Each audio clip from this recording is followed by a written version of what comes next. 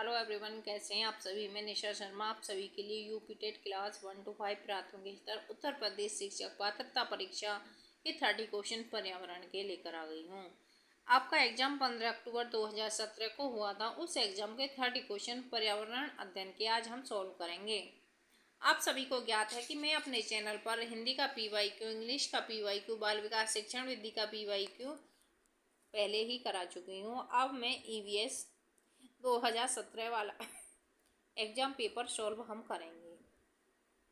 तो EVS के 30 number. तो guys let's start this session.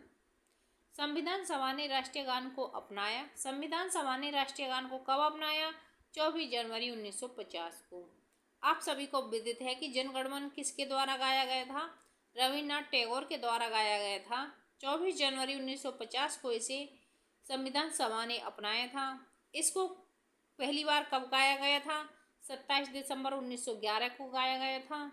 27 दिसंबर 1911 को कांग्रेस के अधिवेशन में गाया गया था, जिसके अध्यक्ष कौन थे? पंडित बिशन नारायण दत्त थे। ठीक है। रविन्द्रनाथ टैगोर ने 1912 में तत्वबोधिनी में से भाग्य विधाता के नाम से प्रकाशित किया था और 1919 में इसको ही मॉर्निंग सॉन्ग ऑफ इंडिया के नाम से अंग्रेजी अनुवाद भी किया था। इसकी जो टाइम अवधि होती है वो 52 सेकेंड होती है। तो क्वेश्चन नंबर 121 का ऑप्शन बी आपका करेक्ट हो जाएगा, 24 दिसंबर 1950। क्वेश्चन नंबर 122 की तरफ बढ़ते हुए, पुष्कर मेला कहाँ आयोजित किया जाता है? तो कहाँ आयोजित किया जाता है? अजमेर में आयोजित किया जाता है। यह ऊँट के लिए पूरे विश्व में प्रसिद्ध है।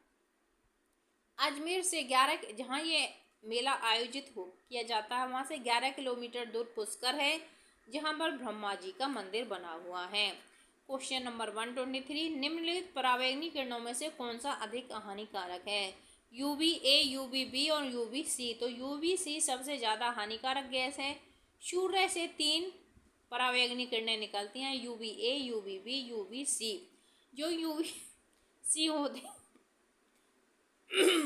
होती है सबसे ज़्यादा हानिकारक होती है, लेकिन UVC पृथ्वी तक नहीं पहुंच पाती है। जो कि ओजोन परत होती है वो उसे रोक लेती है। UVA और UVB पहुंच जाती हैं, जिनसे रोग हो सकते हैं। UVB से कौन कौन से रोग हो सकते हैं? जीन परिवर्तन हो सकता है, त्वचा कैंसर हो सकता है, प्रतिरक्षा तंत्र में कम होना हो सकता है, पौधों की वृद्धि में रुकावट हो सकती है, मोतियाबिंद हो सकता है, सनबर्न आदि हो सकता है। तो क्वेश्चन नंबर 123 का ऑप्शन सी करेक्ट होते हुए क्वेश्चन नंबर 124 की तरफ बढ़ते हुए, निम्नलिखित में से कौन सा जैव मंडल का अजैविक घटक नहीं है? कौन सा नहीं है? कवक जैविक घटक है, कवक अजैविक घटक नहीं है। जैविक घटक प्रोटीन, मृदा, फास्फोरस होते हैं, कवक जैविक घटक होता है। ठीक है। क्वेश्चन नंबर 125, गिर शेर परियोजना अब अवस्थित है किसमें? गुजरात में। किसमें? गुजरात में। एशियाई शेरों के लिए गिर शेर परियोजना है जो गुजरात में स्थित है। क्वेश्चन नंबर 125 का ऑप्शन ए करेक्ट हो जाएगा। एशियाई सिंहों का घर, हाउस ऑफ एशियन लॉयन की उपमा से प्रसिद्ध गिर अभ्यारण्य, जिसे 1973 में राष्ट्रीय उद्यान घोषित किया गया,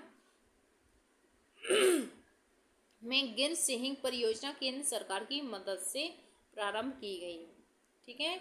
क्वेश्चन नंबर 125 का ऑप्शन ए करेक्ट हो जाएगा। क्वेश्चन नंबर 126, WWF से आशय है वर्ल्ड वाइल्ड लाइफ फंड। क्या? World wild life fund. विश्व वन्य जीव को जो 1962 में IUCN के संगठन से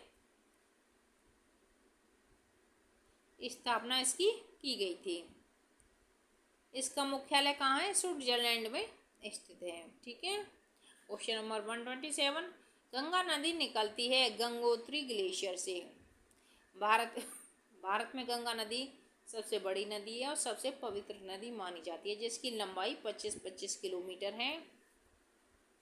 जो गंगोत्री ग्लेशियर से निकलती है वो 3900 मीटर की ऊंचाई पर स्थित गोमुख के निकट गंगोत्री हिमालय गंगोत्री ग्लेशियर से होता है। ठीक है। ये 5 राज्यों से होकर निकलती है। उत्तराखंड, उत्तर प्रदेश, झारखंड, बिहार और पश्चिम बंगाल से होकर गुजरती है। ठीक है।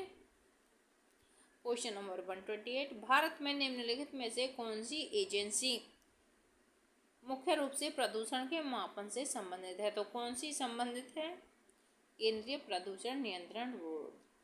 केंद्रीय प्रदूषण नियंत्रण बोर्ड।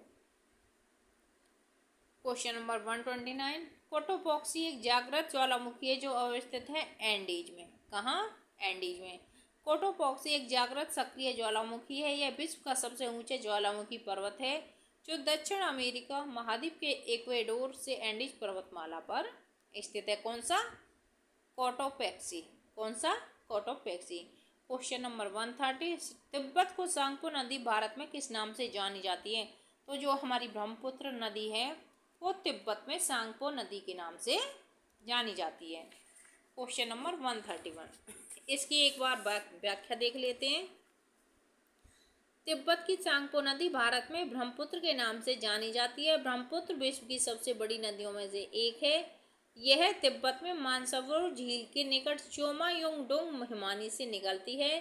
ब्रह्मपुत्र को तिब्बत में सांगपो तिब्बती भाषा में पवित्र करने वाली के नाम से जाना जाता है। इसकी कुल लंबाई 2580 किलोमीटर। भारत में इसकी कितनी है? 1346 है। आप सभी कहेंगे कि जो गंगा है वो तो 25-25 किलोमीटर है और ब्रह्मपुत्र बड़ी है, फिर मैम ने गंगा को क्यों बड़ी बताया? ये पूरी लंबाई है, लेकिन जो इंडिया के अंदर ब्रह्मपुत्र की लंबाई है वो 1346 है। ठीक है। विश्व की सबसे बड़ी नदी द्वीप समूह माजुली इस नदी पर स्थित है। क्वेश्चन नंबर 131, घास भूमि क्षेत्र के परितंत्र की खाद्य श्रृंखला में सबसे उच्च स्तर के उपभोक्ता होते हैं। तो सबसे उच्च स्तर के उपभोक्ता कौन होते हैं? मांसाहारी। कैसे होते हैं? जैसे हमारा ये क्या है? घास है प्राथमिक। घास क्या उत्पादक? टिड्डा क्या प्राथमिक उपभोक्ता? मेढक क्या द्वितीय उपभोक्ता? और सर्प क्या है? तृतीय उपभोक्ता। तो मांसाहारी सबसे उच्च खाद्य श्रृंखला में उपभोक्ता सबसे उच्च कौन है? मांसाहारी। ठीक है। जैसे आप ये समझ रहे हो, सूर्य, टिड्डा, जैसे घास है उत्पादक। ये घास तो प्रोड्यूसर हो गया, घास को खाया टिड्डा ने, टिड्डा प्राथमिक हो गया। टिड्डा को खाया मेढक ने, मेढक तृतीय हो गया। मेढक को कौन खा गया? सांप, तृतीय उपभोक्ता हो गया। और सांप को भी कौन खा गया? बाज। और ये हो गया अंतिम उपभोक्ता यानी कि मांसाहारी। और ये इसको कौन खा गया? अपघटक, जो कवक होती है, और फिर ये इसी में जाके मिल गया। ये आपका चक्र होता है।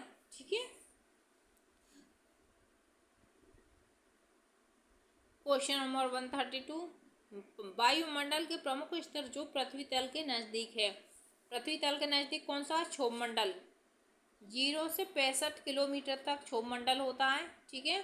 क्षोभ मंडल में हमारी सारी मौसमी गति होती हैं, जैसे बारिश, हवा वगैरह जो भी चीज़ें होती हैं वो क्षोभ मंडल के अंदर होती हैं। क्वेश्चन नंबर 133, संयुक्त राष्ट्र सुरक्षा परिषद में कितने स्थायी सदस्य हैं? तो कितने स्थायी सदस्य हैं? 5। अस्थायी कितने? 10। और स्थायी कितने? 5। 5 स्थायी सदस्य कौन कौन से हैं? अमेरिका, रूस, ब्रिटेन, फ्रांस और चीन। किसमें? संयुक्त राष्ट्र सुरक्षा परिषद में। क्वेश्चन नंबर 133 का ऑप्शन बी करेक्ट हो जाएगा। ठीक है। क्वेश्चन नंबर 134, सरिस्का राष्ट्रीय उद्यान अव्यवस्थित है। सरिस्का कहाँ पर है? कहाँ पर? राजस्थान में। सरिस्का राष्ट्रीय उद्यान राजस्थान के अलवर में अवस्थित है। इसे 1958 में वन्य जीव अभ्यारण्य घोषित किया गया तथा 1979 में टाइगर रिजर्व के रूप में प्रोजेक्ट टाइगर में शामिल कर दिया गया। सबसे पहले 1958 में इसे अभ्यारण्य घोषित किया गया और फिर 1979 में इसे प्रोजेक्ट टाइगर के रूप में शामिल कर दिया गया। क्वेश्चन नंबर 135, पारिस्थितिकी तंत्र में ऊर्जा का मुख्य स्रोत है। तो क्या है? सबसे ज्यादा ऊर्जा कहाँ से मिलती है हमें? सूर्य से। क्वेश्चन नंबर 136, एगमार्क के संबंध है गुणवत्ता से। जब हम कोई चीज खरीदते हैं उसमें एगमार्क देखते हैं तो वो क्या होती है? उससे गुणवत्ता से संबंधित होती है। क्वेश्चन नंबर 137, आर्सेनिक द्वारा जल प्रदूषण सर्वाधिक होता है। तो कहाँ होता है सर्वाधिक? पश्चिम बंगाल में। इसकी व्याख्या देखते हैं। भारत के गंगा ब्रह्मपुत्र के मैदानी इलाकों तथा बांग्लादेश के पद्मा मेघना के मैदानी इलाकों में भूमिगत जल आर्सेनिक प्रदूषण से अत्यधिक ग्रस्त है। भारत के 7 राज्यों पश्चिम बंगाल, झारखंड, बिहार, उत्तर प्रदेश, असम, मणिपुर तथा छत्तीसगढ़ का राजनांदगांव में भूमिगत जल आर्सेनिक प्रदूषण से प्रभावित है। इनमें पश्चिम बंगाल सर्वाधिक प्रभावित है। पश्चिम बंगाल के 4 जिलों मुर्शिदाबाद, नदिया, उत्तरी एवं दक्षिणी 24 परगना में आर्सेनिक की मात्रा भूमिगत जल से मानक स्तर में अधिक पाई गई है। भारत में सर्वप्रथम वर्ष 1983 में पश्चिम बंगाल में ही आर्सेनिक द्वारा जल प्रदूषण का मामला सामने आया था। जल में आर्सेनिक की अधिकता से ब्लैकफुट नामक बीमारी हो जाती है। ब्लैकफुट नामक जो बीमारी होती है वो पशुओं में होती है। तो क्वेश्चन नंबर 137 का डी ऑप्शन आपका करेक्ट हो जाएगा। क्वेश्चन नंबर 138, वन्य जीव सुरक्षा अधिनियम पारित किया गया। तो कब किया गया? 1972 में। वन्य जीव सुरक्षा अधिनियम 1972 में पारित किया गया। इस अधिनियम में अवैध शिकार एवं व्यापार को रोकने के लिए जुर्माने एवं दंड का प्रावधान है। ठीक है। क्वेश्चन नंबर 139, दूध से दही बनने की क्रिया को क्या कहते हैं? क्या कहते हैं? किण्वन कहते हैं। क्या कहते हैं? किण्वन कहते हैं। इसकी व्याख्या देखिए। दूध से दही बनने की प्रक्रिया को किण्वन कहते हैं। दूध में क्या होता है? स्ट्रेप्टोकोकस लैक्टिक एवं लैक्टोबैसिलस लैक्टिस नामक जीवाणु पाए जाते हैं। ये जीवाणु दूध में पाए जाने वाले लैक्टोज शर्करा का किण्वन करके लैक्टिक अम्ल बनाते हैं, जिसके कारण दूध खट्टा हो जाता है। लैक्टिक अम्ल जीवाणु दूध में पाए जाने वाले केसिन नामक प्रोटीन की छोटी छोटी बूंदों को एकत्रित करके दही जमने में सहायता करते हैं। दूध को स्ट्रेप्टोकोकस थर्मोफिलस तथा लैक्टोबैसिलस बुल्गोरिकस के द्वारा 40 से 60 डिग्री सी पर जमाकर यीस्ट द्वारा आंशिक किण्वन फर्मेंटेशन कराया जाता है, जो पोषक पदार्थ दही योगार्ट प्राप्त होता है। क्वेश्चन नंबर 140, किस देश में संविधान में मौलिक कर्तव्यों को लिया गया? इस देश से मौलिक कर्तव्यों को लिया गया है यूएसआर से। किससे? यूएसआर से। यूएसआर का मतलब है जिसको औपचारिक नाम सोवियत समाजवादी गणतंत्रों का संघ। ठीक है। क्वेश्चन नंबर 141, ध्रुव तारा कहा जाता है। किसको कहा जाता है ध्रुव तारा? उत्तरी तारे को। जो तारा हमेशा उत्तर दिशा में चमकता रहता है तथा उत्तरी ध्रुव के ठीक ऊपर स्थित होने के कारण एक ही दिशा में हमेशा दिखाई पड़ता है, उसे ध्रुव तारा कहते हैं। यह ध्रुव मत्स्य तारा समूह का एक भाग है, अतः उत्तरी तारे को ध्रुव तारा कहा जाता है। क्वेश्चन नंबर 142, भारत में प्रोजेक्ट टाइगर प्रारंभ हुआ था। कब प्रारंभ हुआ था? 1972 में। 1972 में भारत में राष्ट्रीय पशु बाघ टाइगर के संरक्षण के लिए भारत सरकार ने 1973 में प्रोजेक्ट टाइगर शुरू किया था। प्रोजेक्ट टाइगर पर्यावरण, वन एवं जलवायु परिवर्तन मंत्रालय द्वारा संचालित योजना है। यह उन राज्यों की सहायता प्रदान करता है जहां बाघ संरक्षण रिजर्व है। भारत में अभी 49 टाइगर रिजर्व हैं, जिसमें उत्तराखंड की राजाजी टाइगर रिजर्व 48वां, ऑरेंज टाइगर रिजर्व 49वां जो असम में स्थित है। क्वेश्चन नंबर 143, फूलों की घाटी कहाँ है? उत्तराखंड में। फूलों की घाटी कहाँ है? उत्तराखंड में। 144, एक वयस्क मानव में कुल कितनी अस्थियां होती हैं? 206 अस्थियां होती हैं। एक बच्चे में 370 होती हैं, लेकिन जैसे जैसे बच्चा वयस्क हो जाता है तो उसमें 206 हड्डियां हो जाती हैं। Question number 145, green peas international का मुख्यालय अवस्थित है एम्स्टर्डम, स्विट्जरलैंड में इसका अवस्थित है। क्वेश्चन नंबर 146, प्रकाश संश्लेषण के प्रकाशीय चरण के दौरान का ऑक्सीकरण एवं डैश का अपचयन होता है। किसका होता है? जल और NADP। जल और NADP। प्रकाश संश्लेषण के प्रकाशीय चरण की अभिक्रिया हरित लवक से ग्रेना भाग में होती है। इस अभिक्रिया में जल के अणुओं का प्रकाशीय अपघटन होता है तथा हाइड्रोजन आयन प्राप्त होते हैं। H2O = H + 1/2O oxygen -2E ऑक्सीकरण। अतः प्रकाश संश्लेषण के प्रकाशीय चरण के दौरान H2O का ऑक्सीकरण, NADP का अपचयन होता है। क्वेश्चन नंबर 147, एलपीजी के संदर्भ में क्या सत्य नहीं है? यह एक स्वच्छींदन है, सत्य है। यह उच्च ऊष्मीयमान है, सत्य है। यह नीले ज्वाला से जलने वाला है, सत्य है। यह मीथेन उत्सर्जन करता है, ये आपका असत्य हो जाएगा।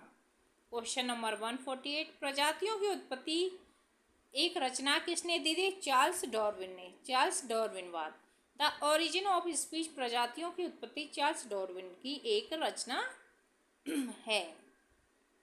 क्वेश्चन नंबर 149, क्वेश्चन नंबर 149, मकर रेखा है। मकर रेखा जैसे आपका क्या है, ये आपका इंडिया है, तो मकर रेखा कहाँ है? ये भूमध्य रेखा है, ये मकर है, ये कर्क है। तो मकर रेखा कहाँ है? साउथ में। भूमध्य रेखा के उत्तर में 23.1/2 यानी 23.5 अक्षांश को कर्क रेखा, दक्षिण में 23.5 अक्षांश को मकर रेखा कहते हैं। जो 22 दिसंबर को सूर्य मकर रेखा पर लंबवत होता है, इसे मकर संक्रांति कहते हैं। इस दिन दक्षिणी गोलार्ध में सबसे बड़ा दिन होता है। तो ऑप्शन सी आपका करेक्ट हो जाएगा। जैसे यहाँ होती है 23:30 पे। ठीक है। क्वेश्चन नंबर 150, अंतर्राष्ट्रीय न्यायालय का मुख्यालय अवस्थित है तो कहाँ है? हेग में। अंतर्राष्ट्रीय न्यायालय का मुख्यालय कहाँ है बेटा? हेग में। अंतर्राष्ट्रीय न्यायालय का मुख्यालय हेग, नीदरलैंड में स्थित है। इसकी स्थापना 3 अप्रैल 1946 ईस्वी को की गई थी। अंतर्राष्ट्रीय न्यायालय की अवधि में 5 अध्याय तथा 70 अनुच्छेद हैं। तो ये थे आपके 30 क्वेश्चन ईवीएस के। जो एग्ज़ाम आपका 15 अक्टूबर 2017 को हुआ था, उस एग्ज़ाम के ये 30 क्वेश्चन ईवीएस के रहे। आपको ये सेशन कैसा लगा और आप इसे अपनी तैयारी में इसको प्रथम सीढ़ी बना सकते हो। जब आप किसी एग्ज़ाम की प्रिपरेशन करते हो, तैयारी करते हो, तो सबसे पहले होता है कि हमको उस एग्ज़ाम में अब तक जो भी एग्ज़ाम हो चुके हैं उन सब के पीवाईक्यू को सॉल्व करना। अब पीवाईक्यू जब आप सॉल्व कर लोगे तो आप ये समझ जाओगे कि किस तरीके का एग्ज़ाम पैटर्न होता है, किस किस टॉपिक से।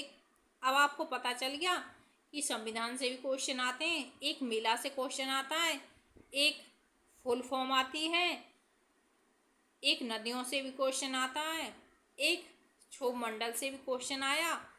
ठीक है। ओजोन परत से भी क्वेश्चन आया, साइंस से भी क्वेश्चन आया है, इसमें उपभोक्ता उत्पादक से भी क्वेश्चन आए हैं, इसमें परियोजनाओं से रिगार्डिंग भी क्वेश्चन आए हैं। 30 क्वेश्चन, एक एक टॉपिक से एक एक क्वेश्चन उठाया जाता है।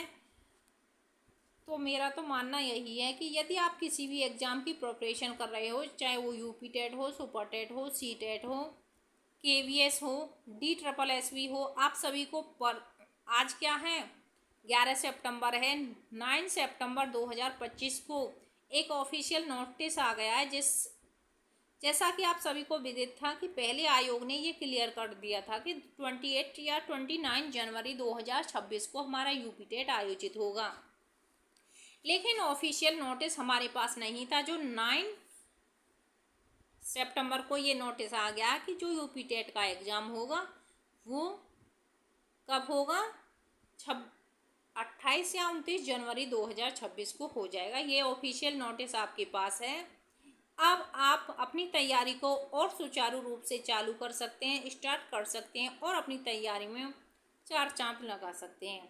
यदि आपके पास एक गवर्नमेंट जॉब होती है तो आपके पास पैसा ही नहीं, आपके पास एक स्टेटस होता है, जीवन जीने की शैली आ जाती है। और कल नोटिस आया था DSSB में भी, उसमें भी 1158 पोस्ट हैं पीआरटी के लिए, या यदि आप एलिजिबल हैं तो उसे भी फॉर्म को फिल कर सकते हैं। ठीक है। उसमें पीआरटी के लिए सीटेट फर्स्ट क्वालिफाई होना चाहिए, जनरल में 90 और ओबीसी SC में 82 मार्क्स होने चाहिए। यदि आपका सीटेट 1 क्वालिफाई है तो आप DSSB पीआरटी के लिए फॉर्म अप्लाई कर सकते हो। DSSB पीआरटी के लिए फॉर्म अप्लाई करने की जो सबसे बड़ी बात है वो है एज क्राइटेरिया। उसमें 30 ईयर एज क्राइटेरिया होता है जो जनरल के लिए होता है, लेकिन किसके लिए? SC ST के लिए 5 ईयर रिलैक्सेशन मिलता है, तो 35 ईयर हो गया। और ओबीसी के लिए 3 ईयर होता है। यदि कोई बच्चा डिसेबल है तो उसके लिए 10, 12, 15 होता है। तो आप एक बार नोटिस चेकआउट कर लें, और यदि आप एलिजिबल हैं, सारी योग्यता आपके पास है, तो आप वो फॉर्म अप्लाई कर सकते हो। जिसने DLED बीएड वालों के लिए यह नहीं है, जिसने DLED BTC NIOS कर रखा है वो DSSB PRT के लिए अप्लाई कर सकते हैं। DSSB दिल्ली की जॉब है, अच्छी जॉब है। आप उसके लिए यदि आप क्राइटेरिया में आते हो तो ज़रूर अप्लाई करें। Thanks for watching this video. Like, share and subscribe. Keep watching, keep learning. पढ़ते रहें, पढ़ाते रहें, समाज को सुचारू बनाएं, अपने आप को सुचारू बनाएं, डिसिप्लिन में रहें, अपना जो भी काम है हंसते मुस्कुराते करते रहो। Thank you everyone.